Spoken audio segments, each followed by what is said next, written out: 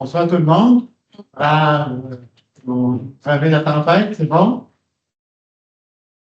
Donc, on est pour la rencontre de ce soir. Donc, je contacte le quorum du conseil. Notre directrice générale. Ouverture à 19h01. Donc, la directrice générale, Mme Sarah Turpin, déclare et certifie que les nouveaux élus ont tous reçu les versions définitives des rapports d'audit et de conformité portant respectivement sur l'adoption du budget 2025. Les membres du Conseil ont complété leur déclaration des intérêts pécuniaires conformément à la loi sur les élections et les référendums dans les municipalités. Nous vous informons que cette séance est enregistrée à des fins de suivi et de documentation. Et pour le bon déroulement de la séance, merci de bien vouloir éteindre vos cellulaires.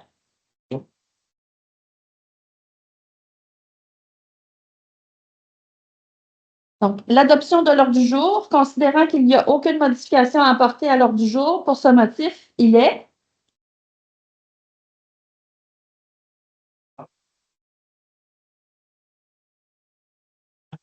Jacques et Zach.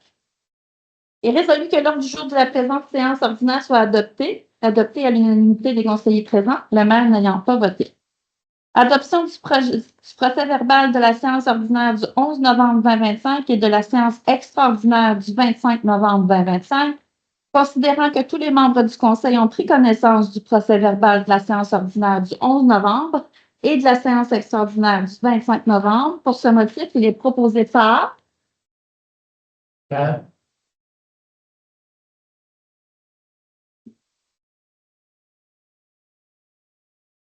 Il est résolu d'adopter le procès verbal de la séance du 11 novembre et ainsi que celui de la séance extraordinaire du 25 novembre 2025, adopté à l'unanimité des conseillers présents, le maire n'ayant pas voté. Adoption des prélèvements des comptes payés et à payer au 30 novembre. Considérant que le comité de gestion a effectué la vérification des prélèvements des comptes payés et des comptes à payer au 30 novembre 2025 et recommande l'approbation.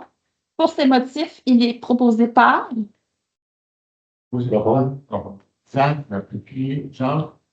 Pour cette section, on a un complément pour la question des dépenses. Donc, je demandais à Yves du comité de gestion générale. On va lire les dépenses au-dessus de 1500 $. Et donc, c'est une pratique qui avait été un petit peu oubliée dans le passé, qu'on a ramené. Alors, pardon. Et je parle plus fort? Ah, pas de problème. Donc, je vais faire la lecture des comptes au-dessus de 1500 $. 25 pièces d'auto, on en a pour 1443,25. J'ai RPGL Avocat pour 5605,2. J'ai MRC des collines de l'Outaouais pour un montant de 4244,14. J'ai Stinson & Son pour un montant de 9260,49. J'ai SSQ, Société d'assurance, pour 8011,55. J'ai le ministère du Revenu pour 22 159,34. Receveur général du Canada pour 6 520,10. J'ai Fédération des caisses, ça c'est la Visa, pour 1976,14. J'ai Équipe Laurence, c'est des ingénieurs, pour 2069,55. J'ai Inno, à Gatineau Express, c'est réparation de camions, pour 5928,11. J'ai Service de pneus Lavoie pour 1466,51. J'ai PG Solutions Incorporées, c'est pour notre système informatique, 22 281 $. J'ai Ronald O'Connor pour 16 186, une location de camion. Expliquez la location. Ah oui, je peux expliquer. Oui, absolument. La location de camion, c'est que on a un camion qui est le 2006, je pense qu'il est plus souvent au garage que sur la route. Fait qu'on a, pour pallier à ça, on a loué un camion de M. O'Connor. Et puis, par contre, l'assurance en paye une partie. On va obtenir un remboursement. Oui, c'est ça. Presque en totalité. Là. presque en totalité pour la location du camion. J'ai AEBI, ça, Smith Canada, ça aussi, c'est réparation de camion pour 4001,71 $. J'ai Service Pro électrique pour 2009,55 $. Ça, on m'indique que c'est la tour à Kogan qui est pour le service incendie au niveau des appels. Elle était défectueuse, il a fallu la réparer. J'ai Dufresne Hébert. Ça, c'est l'avocat. C'est une firme d'avocat pour le chemin Victoria pour 3837,30 $. J'ai le dernier. Et non, ça complète. Le 5 ça complète. Parler des publications, des publiés, n'importe qui parler. Oui, C'est comme ça. c'est le mal. C'est ça. Ah oui, oui. Il y a, on va modifier le site Internet, les principales dépenses, on va les inscrire sur le site. Donc, on n'inscrira pas tout l'ensemble des dépenses, là, parce que il y en a qui sont en bas de 1 000 $, 1 500 $, c'est des dépenses qui sont plus d'ordre opérationnel courant. Là. Donc, mais les principales dépenses, là, ils vont être affichées sur le site Internet là, à partir des prochaines semaines. Deux choses là-dessus. Vous avez remarqué qu'on a beaucoup de réparations de camions, puis c'est pas donné, on s'entend. Donc, on a donné le mandat au comité des travaux publics là, de faire une analyse de la flotte là, pour faire une planification, là, voir qu'est-ce qu'on peut faire pour. On avait dans le collimateur un remplacement de camion, là, mais là, on a décidé d'attendre un peu là, parce qu'on trouvait que l'appel d'offres était, mettons, un peu exagéré là, sur le prix du camion. Mais là, on a entrepris des démarches là, pour faire un appel d'offres là, puis voir qu'est-ce qu'on va faire avec ça, parce que le camion, en tout cas, on trouvait que c'était exagéré et qu'il n'y avait pas eu assez de soumissionnaires. Là. Donc, mais on va regarder l'analyse de la flotte là, pour se donner un plan de match pour intervenir, là, parce qu'on a beaucoup de difficultés avec les camions, les réparations et tout ça, le petit temps. Donc, on est après y voir là, pour essayer d'améliorer notre flotte le plus rapidement possible. Donc, il est. Il y a des questions, mais après, bon, on va répondre aux questions, là, il n'y a aucun problème. On a fait quand même pas mal de travail avec le comité de gestion là, pour faire l'analyse, commencer à approfondir un peu les documents, puis tous nos coûts relatifs à la flotte en particulier, mais à d'autres aspects, là, qui sont les principales dépenses là, de la municipalité. Il est donc résolu que le Conseil approuve les comptes payés de 74 173,76 sous, les prélèvements de 46 062,31 sous, les comptes à payer de 24 154,42 $, ainsi que les salaires nets payés de 57 933,80 $ en date du 30 novembre 2025 pour les chèques numéro 5 902 à 5 962, les prélèvements numéro 1227 à 1242 et les salaires nets du mois pour un total entier de 202 324,29 $, adopté à l'unanimité des conseillers présents, le maire n'ayant pas voté. La prochaine résolution, c'est une concordance relativement à un emprunt par obligation au montant de 2 961 000 $ qui sera réalisé le 16 janvier 2026. Attendu que conformément au règlement d'emprunt suivant et pour le montant indiqué, la municipalité d'Hénon souhaite émettre une série d'obligations, soit une obligation par échéance, pour un montant total de 2 961 000 $ qui sera réalisé le 16 janvier 2026, réparti comme suit. Règlement d'emprunt 2020-004 pour un montant de 2 961 000 $. Attendu qu'il y a lieu de modifier le règlement d'emprunt en conséquence, pour ces motifs, il est proposé par que le règlement d'emprunt indiqué au premier alinéa du préambule soit financé par obligation conformément à ce qui suit. Les obligations, soit une obligation par échéance, seront datées du 16 janvier 2026.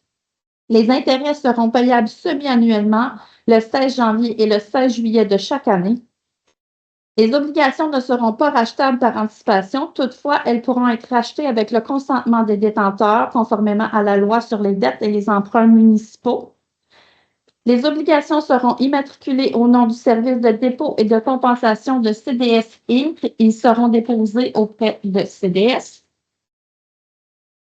CDS agira au nom de ses adhérents comme agent d'inscription en compte, agent détenteur de l'obligation, agent payeur et responsable des transactions à effectuer à l'égard de ses adhérents. La CDS procédera au transfert de fonds conformément aux exigences légales et l'obligation à cet effet. Le Conseil autorise la greffière trésorière ou le trésorier à signer les documents requis par le système bancaire canadien intitulé Autorisation pour le plan de débit préautorisé destiné aux entreprises. La CDS effectuera les paiements de capital et d'intérêt aux adhérents par les transferts électroniques de fonds et à cette fin, CDS prélèvera directement les sommes requises dans le compte suivant avec l'adresse du compte. Que les obligations soient signées par le maire et la directrice générale, greffière trésorière, la municipalité dénombre tel que promis par la loi a mandaté CDS afin d'agir en tant qu'agent financier authentificateur et les obligations entreront en vigueur uniquement lorsqu'elles seront authentifiées. Adopté à l'unanimité des conseillers présents, le maire n'ayant pas voté. Un petit commentaire là-dessus, ça a l'air bien compliqué à la lecture, là, mais c'est prendre un exemple courant, là, c'est un peu comme notre hypothèque de maison. Quand on arrive à l'échéance d'une hypothèque, il faut renégocier notre hypothèque. Ça, c'est un prêt antérieur qu'on avait pour la réparation du poisson blanc, je crois. Donc, le prêt est arrivé à échéance, donc on est au renouvellement du prêt. C'est un prêt qui était initialement de 5 millions de quelques, 5 millions 200 000, je pense. Et là, on est à 12,9 millions. Donc, c'est une opération normale, là, comme, par exemple, on peut faire une hypothèque, mais c'est au niveau de l'esprit. Donc, Résolution suivante, nomination d'un substitut afin de siéger à la MRC-VG en cas d'absence du maire. Considérant que le maire suppléant n'est pas d'office nommé substitut à la table des maires, considérant que le substitut doit être nommé en vertu de l'article 210.24 de la LOTM par résolution, pour ces motifs, il est proposé par Isaac et Jean. Il est résolu que le Conseil de la municipalité de Londres désigne M. Yves Séguin à titre de substitut du maire au sein du Conseil de la municipalité régionale de comté de la vallée de la Gatineau. Adopté à l'unanimité des conseillers présents, le maire n'ayant pas voté. Prochaine résolution, nomination pour siéger sur le comité de la régie intermunicipale de l'aéroport de Maniwaki. Attendu que le conseil municipal désire nommer un représentant au sein du conseil de la régie intermunicipale de l'aéroport de Maniwaki. Attendu que le conseil municipal décide de nommer un représentant suppléant au sein du conseil de la régie intermunicipale de l'aéroport de Maniwaki. En conséquence, il est proposé par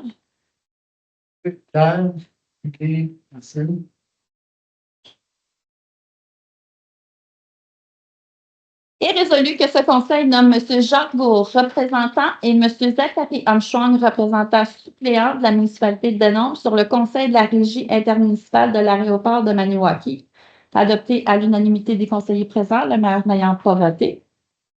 La prochaine résolution, c'est la nomination du responsable du comité MADA. Aviez-vous un commentaire, M. le maire? Non, OK. Considérant la volonté de la municipalité de Denombre de mettre à jour son plan d'action MADA, la municipalité amie des aînés, afférent à la politique de la MRC de la vallée de la Gatineau pour assumer un milieu de vie de qualité aux aînés de son territoire. Considérant que la municipalité de Denombre est en période d'élaboration de son plan d'action de la municipalité amie des aînés. Considérant que la mise en place d'un comité est fondamentale au cheminement de la politique et du plan d'action de la municipalité amie des aînés. Considérant que MADA est une manière de penser et d'agir qui concerne les champs d'intervention d'une municipalité. Considérant que l'élu représentant les questions familiales et aînées, RQFA, de la municipalité de Denombre est Mme Francine Hoth. En conséquence, il est proposé par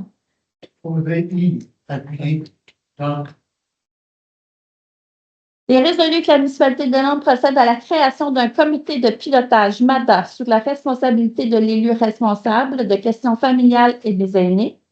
Le comité de pilotage MADA aura pour mandat d'assurer l'élaboration d'un plan d'action pour les aînés afférents à la politique des aînés de la MRC-VG, en étant à l'écoute des besoins et des attentes de la population, en recommandant des projets porteurs des préoccupations pour les aînés, de proposer ce plan d'action et les budgets nécessaires au conseil municipal, d'assurer le suivi et l'évaluation du plan d'action, en exerçant un rôle de suivi afin d'en assurer la continuité et la pérennité, en priorisant les éléments du plan d'action, en favorisant l'implication des directions de services dans la définition et l'application des mesures qui assureront la mise en œuvre de ce plan d'action d'aînés, d'assurer le lien entre les instances municipales et la communauté sur la MADA, d'assister le Conseil dans l'étude de dossiers susceptibles de faire l'objet de règlements ou de politiques ayant une incidence sur la MADA, grâce à son expertise de jouer un rôle consultatif et de vigilance. Identifier les stratégies pour inciter les entreprises et les organismes de la municipalité à intégrer le principe penser et agir aîné, de sensibiliser les décideurs à l'importance des aînés dans le processus de décision et ce, quel que soit le champ d'intervention, politique, économique, social ou culturel. Que les membres constituant ce comité de pilotage MADA, ainsi que la représentation qu'ils offrent selon leur emploi présent ou passé, leur implication dans la communauté profitable de ce comité ou encore leur connaissance du milieu et des enjeux des aînés seront déterminés à la suite de l'appel de candidature qui sera lancé prochainement. Adopté à l'unanimité des conseillers présents, le maire n'ayant pas voté. Donc, le sujet de ce comité-là, c'est Francine qui va prendre les rênes du comité et, comme c'était mentionné, là, dans les prochaines semaines, on va avoir un appel de candidature pour les personnes, les citoyens qui désirent participer là, aux activités de ce comité-là.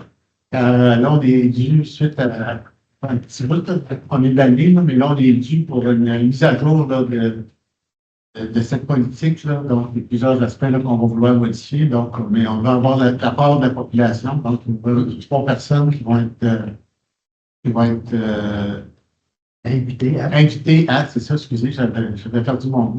Donc, ça va apparaître là, sur les réseaux électroniques, là, soit par l'infolette et le site Internet, là, mais on va avoir une appel de candidature pour avoir des gens pour nous aider à mettre à jour cette politique. Résolution suivante, demande d'appui de la MRC concernant la loi 2. Considérant la demande au gouvernement du Québec de suspendre la loi 2, loi visant principalement à instaurer la responsabilité collective quant à l'amélioration des accès aux services médicaux et à assurer la continuité de la prestation de ces services. Considérant que le gouvernement du Québec a déposé la loi 2 visant à instaurer de nouvelles mesures de gestion et de performance dans le réseau de la santé, notamment auprès des médecins de famille.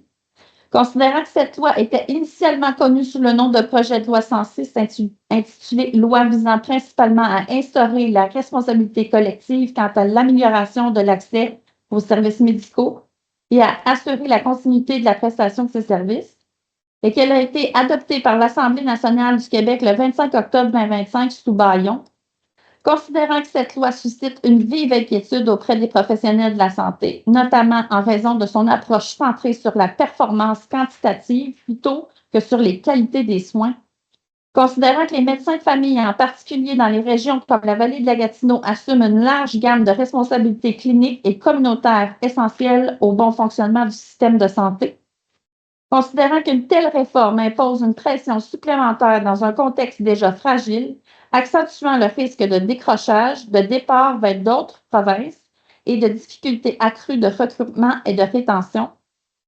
Considérant qu'il est essentiel de recentrer les politiques de santé sur les besoins des patients et sur le principe de soins humains, accessibles, continus et de qualité, mais que le mode de rémunération prévu à la loi 2 mise sur la quantité d'actes médicaux plutôt que sur la qualité des services rendus, ce qui va à l'encontre de ce principe fondamental. Considérant la confiance du public envers le système de santé repose sur la stabilité, la transparence, la reconnaissance des professionnels et leur implication dans les décisions qui les concernent.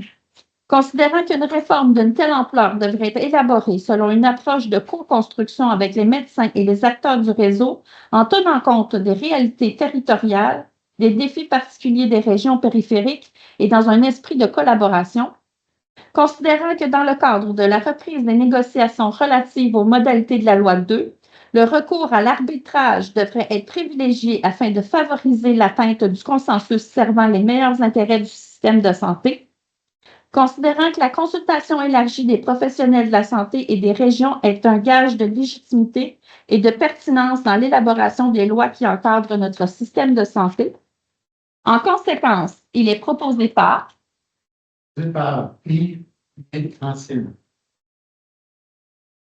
est résolu d'appuyer la municipalité régionale de comté de la vallée de la Gatineau en demandant au gouvernement du Québec de suspendre l'application de la loi 2 afin de permettre une réévaluation complète de ses effets dans le système de santé, notamment dans les régions comme dans la vallée de la Gatineau, de réclamer qu'une consultation élargie des médecins et des professionnels de la santé et des représentants des régions soit menée dans le cadre de cette réévaluation, de demander que les négociations reprennent dans un mode d'arbitrage, d'inviter le gouvernement à adopter une approche collaborative et fondée sur la co-construction pour des futures réformes en santé, de rappeler l'importance de remettre les patients et la qualité des soins au centre des décisions politiques et administratives, que copie de la présente résolution soit transmise au ministre de la Santé et des Services sociaux, au premier ministre du Québec, aux députés de l'Outaouais, à la Fédération québécoise des municipalités, à l'Union des municipalités du Québec, ainsi qu'aux municipalités locales de la MRC,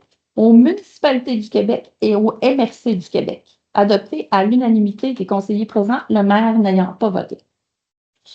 Valentine. Oui. On va avoir beaucoup de courriels à faire demain. Donc, on comprend là, aussi qui est d'actualité. Donc, c'est dans le cadre de la discussion, la négociation entre les médecins, les deux associations de médecins et le gouvernement. Donc, on a eu, ça c'est une proposition qui nous vient de la MRC, qui a été adoptée le 26 novembre dernier par le conseil de la MRC. Et on a eu le matin une conférence de presse qui était très, très fortement couverte par l'ensemble des médias, là, surtout dans la vallée. Et il y avait 13 médecins sur 16, il y a 16 médecins dans la vallée de Gatineau, là, à partir de l'eau jusqu'à Maniwaki. Et 13 étaient prenants de la conférence de presse. Donc, ça a été un grand succès. Et j'écoutais aux nouvelles ce matin qu'il y avait Québec, pas au Québec, mais en Outaouais, avec l'exode des médecins, 37 nouvelles personnes qui se retrouvaient sans médecin de famille, juste en Outaouais. 37 000. 37 000, oui, c'est ça. Donc, tu sais, pour la région, c'est une catastrophe. C'est la traite de l'Ontario et tout ça, là, ça fait. C'est dans ce cadre-là que toute cette proposition-là a été mise de l'avant. Mais en même temps, je pense que les dégâts sont déjà très importants. Je ne sais pas comment ils vont s'organiser pour traiter ce moment-là, mais c'est 37 000 nouvelles personnes. Il y avait déjà du monde des personnes sur la liste. Donc, beaucoup de monde sur la liste. Ouais, c'est assez catastrophique là, comme chose. Donc, c'est une demande du retrait de la loi, mais en même temps, je pense qu'il manque de demande. Prochaine résolution, modification du calendrier des séances pour le mois de janvier 2026. Attendu que le calendrier des séances ordinaires du Conseil pour l'année 2026 prévoyait initialement la tenue de la séance du mois de janvier le 13 janvier 2026, attendu qu'il y a lieu de modifier cette date pour des raisons de disponibilité et de logistique. En conséquence, il est proposé par... Jacques, Zach. La séance ordinaire du Conseil prévue le 16 janvier 2026 soit reportée au 21 janvier 2026 à 19 h. Une séance extraordinaire portant sur l'adoption du budget 2026 aura lieu le 27 janvier 2026 à 19 h. Le calendrier officiel des séances du Conseil pour l'année 2026 soit modifié en conséquence. Avis public de ces changements soit donné conformément aux dispositions de la loi. Adopté à l'unanimité des conseillers présents, le maire n'ayant pas voté. Un petit commentaire, habituellement, les lois s'imposent d'avoir des états financiers un budget adopté avant le 31 janvier, mais l'année d'élection, on a un mois supplémentaire, donc à la fin du mois de janvier. Et le 27, c'est une obligation de la loi d'avoir une réunion spécifique pour le budget. Donc, ça va être coordonné de façon en mode uniforme, là, par Sarah. Prochaine résolution, la fermeture des bureaux municipaux pour la période des fêtes 2025. Considérant que le Conseil fixe annuellement l'horaire de fermeture des bureaux administratifs de la municipalité pour la période des fêtes, considérant que pendant le processus de la fermeture de l'année financière, les employés ne peuvent utiliser le logiciel municipal, considérant que la majorité des municipalités de la MRC de la vallée de la Gatineau ferment leurs bureaux pour la période des fêtes du 22 décembre au 6 janvier 2026 inclusivement. Pour ces motifs, il est proposé par C'est pas.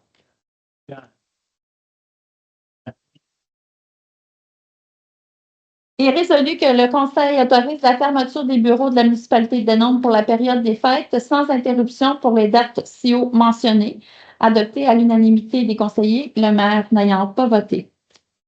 La résolution suivante, service juridique. Attendu que la municipalité est en contact régulièrement avec une firme juridique. Attendu que les avocats conseils de la municipalité est la firme DHC Avocats et que la municipalité souhaite prolonger l'entente jusqu'au 31 décembre 2026. Attendu que l'offre de service pour consultation téléphonique est au coût de 475 pour la municipalité de Denombre. Attendu que le service de consultation téléphonique dont les réponses peuvent être transmises par courriel et cela ne comprend pas l'analyse des documents. En conséquence, il est proposé par C'est pas. Charles et Francine. Il est donc résolu de reconduire l'entente avec la firme DHC Avocats pour un forfait illimité de consultation juridique pour un montant de 475 plus taxes applicables pour l'année 2026. Adopté à l'unanimité des conseillers présents, le maire n'ayant pas voté. La prochaine résolution est Emploi d'été Canada 2026. Considérant qu'il est possible de faire une demande de subvention pour les projets d'emploi d'été Canada, pour ce motif, il est proposé par C'est pas. Suzanne. et résolu d'autoriser la direction générale à présenter une demande d'aide financière dans le cadre du programme de financement et contribution pour les projets d'emploi d'été Canada pour 2 jeunes qui poursuivent leur étude. Et résolu que la directrice générale soit par la présente autorisée à signer pour et au nom de la municipalité tous les documents donnant effet à la présente résolution. Adopté à l'unanimité des conseillers présents, le maire n'ayant pas voté. La prochaine résolution, la RIAM, prévision budgétaire 2026. Considérant que le conseil municipal a pris connaissance des prévisions budgétaires détaillées de la régie intermunicipale de Maniwaki, la RIAM, communément appelée, pour l'exercice financier 2026. Considérant que l'article 603 du Code municipal du Québec, la RIAM doit dresser son budget à chaque année et le transmet pour adoption à chaque municipalité dont le territoire est soumis à sa compétence et il indique une estimation de sa contribution financière pour le prochain exercice. Pour ces motifs, il est proposé par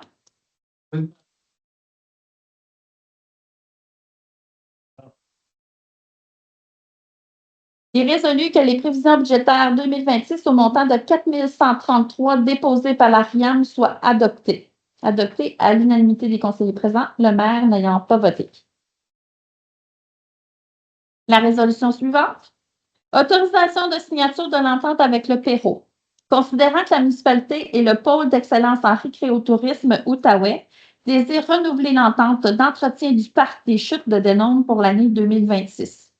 Considérant que l'offre de service du Perrault est de 8 400 plus taxes, en conséquence, il est proposé par Proposé par Charles et Francine. et résolu que la directrice générale, Mme Sarah Turpin, signe l'entente d'entretien du parc des chutes de Denombre avec le Perrault pour et au nom de la municipalité de Denombre pour l'année 2026. Adopté à l'unanimité des conseillers présents, le maire n'ayant pas voté. Un petit commentaire. Principalement pour nous, c'est la parc des chutes, mais c'est une entente qui est à l'ensemble de la MRC de la vallée de Gatineau. C'est un programme du gouvernement qui embauche les gens pour faire l'entretien de la piste cyclable, la véloroute, puis plusieurs parcs dans la municipalité. Et pour nous, là, c'est important, c'est des gens qui font l'entretien puis certaines petites réparations là, pour tout le parc des chutes. Donc, c'est important pour nous parce que c'est à peu près le seul endroit là, de villégiature qu'on peut attirer un peu de monde dans notre municipalité. mais c'est dans le cadre de plan d'intervention pour les parcs là, de l'ensemble de la MRC. La résolution suivante, demande de financement pour le grenier des collines. Attendu que la municipalité de Denombre a reçu une demande de financement de la part de l'organisme Le Grenier des collines pour les paniers de Noël et de maintenir la prestation de services essentiels à nos citoyens dans le besoin. Attendu que le Grenier des collines est un organisme de charité qui répond à des besoins de la population de Denombre. Attendu que pour l'année 2025, plusieurs interventions en matière de sécurité alimentaire auprès des citoyens de Denombre. En conséquence, il est proposé par Yves et Francine. est résolu que le Conseil de la municipalité de Denombre autorise une aide financière pour l'offre de services alimentaires, notamment une assistance alimentaire d'urgence et des formules d'épicerie solidaire à proximité, la distribution de paniers de Noël, la représentation des intérêts des personnes vulnérables, l'adaptation continue et l'évolution des besoins de la communauté et la participation à l'approvisionnement du frigo partage au montant de 5 000 à l'organisme Le Grenier des collines, adopté à l'unanimité des conseillers présents, le maire n'ayant pas voté. Il y a entre autres plus de 37 familles qui bénéficient du service du Grenier des collines seulement à Denombre. Donc, c'est important. Donc, c'est un organisme. Et c'est clair que c'est du côté des collines, de la MRC des collines, mais c'est l'organisme avec qui on fait le plus d'affaires. C'est tout près de chez nous et comme on l'a mentionné, là, c'est 37 familles de Denombre qui bénéficient de ça. Donc, c'est très important. Donc, comme apport, surtout dans le temps de Noël. J'excuse, madame, je n'ai pas la portée de la voix, là. J'ai tout le temps de parler plus fort. Demande de financement, la Maison des collines. Attendu que la municipalité de Denombre a reçu une demande de financement de la part de l'organisme La Maison des collines pour financer les services de soins palliatifs en Outaouais. Attendu que la Maison des collines est un organisme communautaire qui reçoit des patients ayant un pronostic de vie de moins de 3 mois dans un milieu chaleureux et accueillant, et ce, dans le confort et l'allègement de la souffrance, à la fois pour l'individu que pour ses proches. En conséquence, il est proposé par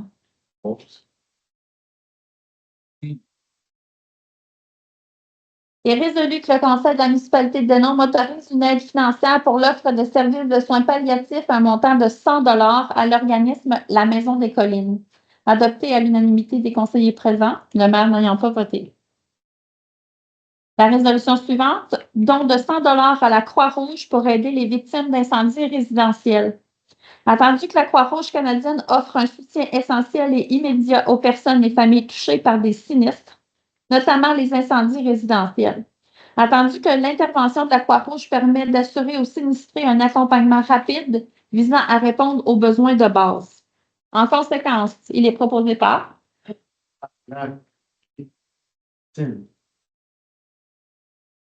il est résolu à l'unanimité que la municipalité accorde un don de 100 à la Croix-Rouge canadienne afin de soutenir ses interventions auprès des victimes d'incendies résidentiels, que la direction générale soit autorisée à procéder au paiement du don et à transmettre une copie de la présente résolution à la Croix-Rouge canadienne. Adopté à l'unanimité des conseillers présents, le maire n'ayant pas voté. Maintenant, il y a une note au procès-verbal que M. Zachary Armstrong, conseiller, présente le rapport mensuel des interventions du service incendie. Présentation pour l'intervention des incendies, ça fait partie du cadre de travail du groupe de sécurité publique. On a un comité de travail sur la sécurité publique. Donc, Dan et Jean sont les représentants au conseil. Donc, à tous les mois, on va avoir une présentation du nombre d'interventions, le type d'intervention qu'on a fait. Donc, je vais demander à la date c'est comme représentant du comité de faire la présentation. Pour le rapport mensuel novembre du service de sécurité incendie. Le 7 novembre, nous avons été demandés en entraide à l'Eau Québec pour une alarme incendie dans un bâtiment à risque moyen. Le 11 novembre, nous avons été demandés pour un accident avec désincarcération près du 118 chemin des voyageurs. Encore le 11 novembre, nous avons effectué une pratique de mise à feu avec les nouveaux pompes. Le 12 novembre, nous avons été demandés pour un appel médical sur le chemin Pauguin. Ainsi que le 15 novembre, même chose, un appel médical sur le chemin Beauguin. Et ensuite, le 26 novembre, nous avons effectué une pratique de mise à feu pour le maintien des compétences. C'est tout pour le service de sécurité incendie. Juste avant la période de questions, je vais faire un petit peu rapidement le tour du travail qu'on a accompli comme conseil depuis le dernier mois. Au dernier conseil, on a mis en place 7 comités de travail. Donc, au du mois, on a défini l'ensemble des mandats pour ces comités de travail-là. Et les prochaines étapes, là, ils vont intervenir dans chacun dans le champ respectif. Que ce soit les ressources humaines, le groupe public, les comités de gestion générale et tout ça. Donc, l'ensemble des comités sont opérationnels. Les mandats sont à peu près complétés. Là. Il nous reste quelques ajustements à faire. Là. Mais vraiment, là, on a mis en place les outils pour vraiment se donner une vitesse de croisière là, pour avancer dans les différents dossiers sur lesquels on a à travailler. J'ouvrirai maintenant une période de questions. Oui, madame. Pour la collecte des déchets, puis du recyclage, puis du compost au mois de janvier, Oui. on n'a pas de date. Pas de temps. On n'a pas de date. Calendrier, pas encore. Le calendrier, il va sortir sous peu, là. On a fait pas l'impression plus tôt cette année pour être en mesure de le remettre plus rapidement. On va afficher aussi le calendrier version papier sur le site Internet. Dans l'infolettre aussi, on va transmettre l'information. Je peux aussi mettre des photocopies à la réception aussi, là, si au besoin. Je peux en sortir tantôt si vous voulez. Je vous en remettrai des copies. Juste pour assurer qu'il faut envoyer les faire. Oui. Ça finissait le mois. Et là, c'est la période du jour de l'air, mais là, ils ne ramasseront pas, mais là, ils vont ramasser quand? À quelques fois, les camions volent. Oui. Donc, Ça laisse trop bien. d'autres? Moi, je vois ça qu'elle a un speaker pour parler d'air.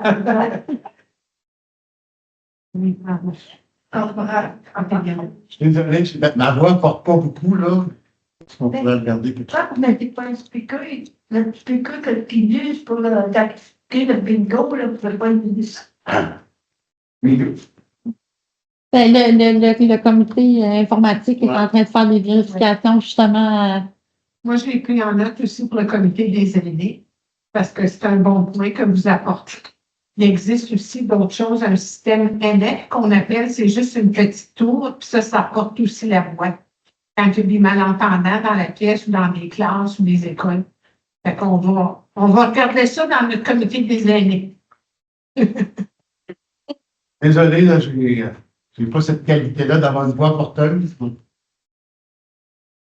La Madeleine? Ça va. Merci. Madame Joseph. J'ai une seule question seulement. Vous avez créé des comités Oui. avec des gens qui sont sur les comités, donc gestion et tout ça. Oui. Est-ce que vous allez mettre le nom des comités, en fait, les noms des comités avec les noms des personnes qui sont responsables si on a des questions, on peut s'y référer sur le site Internet? Là-dessus, les comités, c'est pour le travail interne. Sauf qu'il y a un comité de service de proximité citoyen. Donc ça va transiter beaucoup vers ce comité-là. Et le comité, ça va être un peu comme directionnel. Par exemple, si on a un problème c'était justement de ça cet après-midi. S'il y a un problème avec les travaux publics, le comité de service de proximité va prendre en charge, il va s'assurer que le dispatch se fait, en anglicisme, avec aux personnes les plus responsables, que ce soit la direction, que ce soit les comités. Mais il y a une chose qui peut être importante, là, les comités n'ont pas de pouvoir d'intervention, des pouvoirs de recommandation. Donc, nous, on est ici pour décider des orientations, prendre des décisions qui s'imposent, mais la mise en opération, c'est la direction générale avec son équipe qui est responsable de ça. Mais quand il va y avoir des plaintes, c'est pour ça que quand on a fait la campagne, là, on a entendu beaucoup ça, ce type de commentaires-là.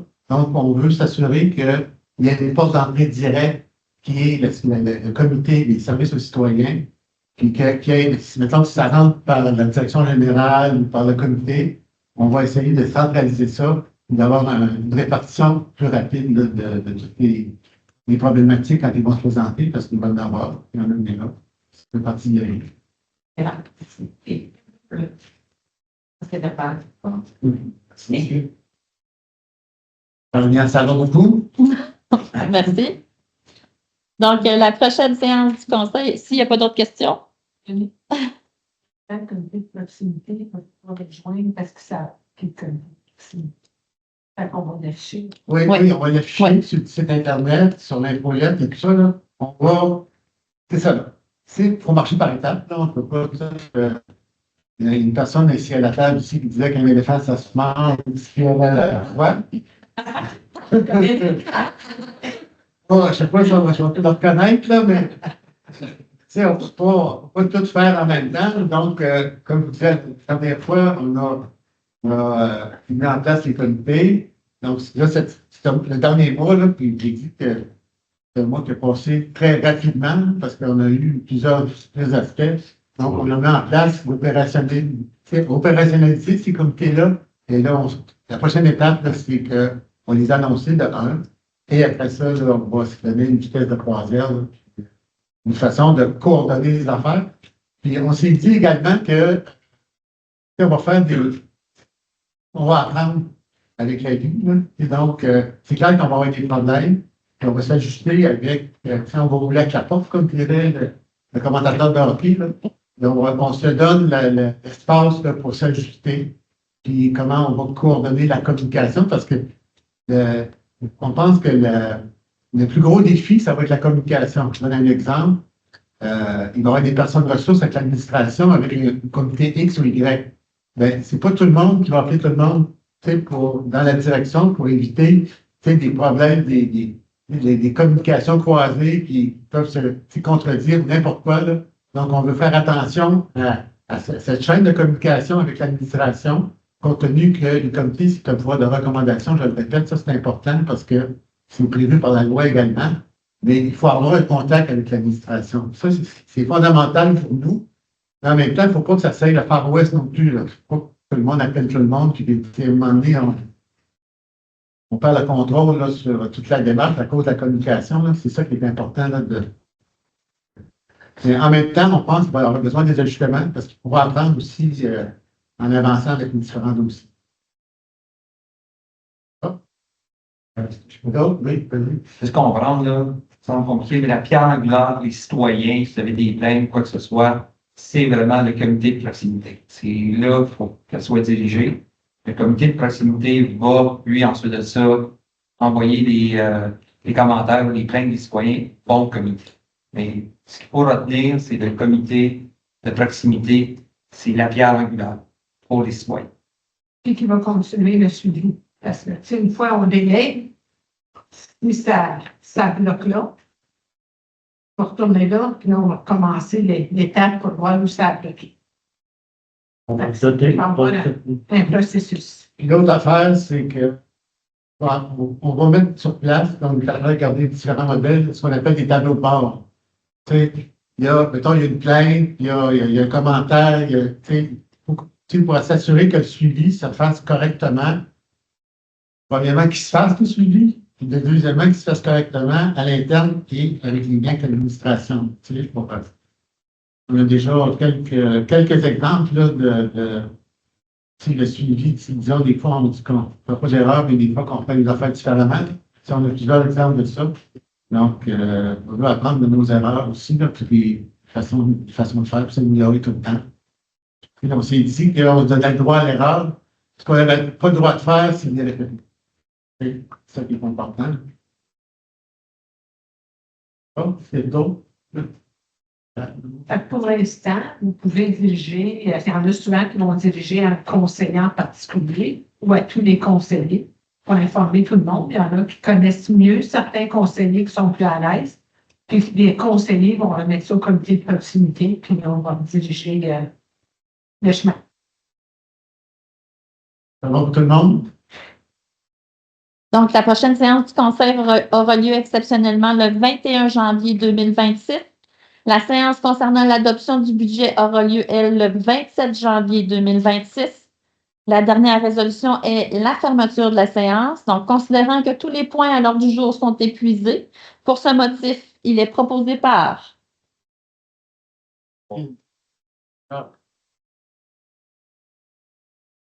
et résolu que la séance soit levée à 19h45. Adopté à l'unanimité des conseillers présents, le maire n'ayant pas voté. Merci beaucoup de votre courage d'avoir confronté la tempête. Au nom du conseil, je vais souhaiter une joyeuse fête à tout le monde parce que je pense qu'on se verra probablement pas à la veille du mois de décembre. Donc, joyeuse fête à tout le monde.